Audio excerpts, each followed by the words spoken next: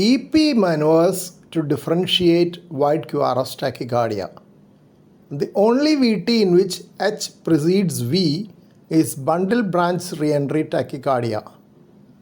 It is worthwhile looking at the sinus rhythm ECG to see whether it is wide or narrow QRS. If it is narrow QRS, the first thing to do is atrial pacing. If atrial pacing shows narrow QRS, the clinical tachycardia is likely to be VT. But it is necessary to pace both atria.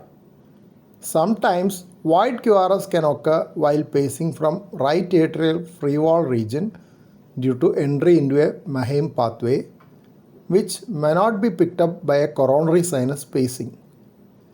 While pacing the atria, if wide QRS occurs and the His precedes the V, it is likely to be SVT with aberrant conduction, especially if there is a 12/12 match with the clinical tachycardia. If the His is buried within the V, it is likely to be Mahaim fibre pre-excitation.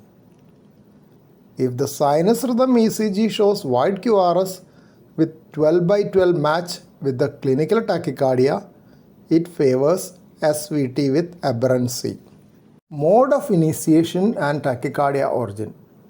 If atrial pacing induces the tachycardia, it is most likely SVT or pre-excitation, though very rarely AVT may be initiated by atrial pacing. LBBB pattern with left axis deviation in wide QRS tachycardia should make us suspect Mahaim fibre tachycardia or bundle branch reentrant tachycardia. The sinus rhythm ECG will be normal in Mahaim fibre tachycardia, while some bundle branch block pattern is likely in bundle branch reentry in sinus rhythm ECG. Another possibility which has to be thought of is ARVD. Careful inspection of sinus rhythm ECG for epsilon waves may be useful in this case.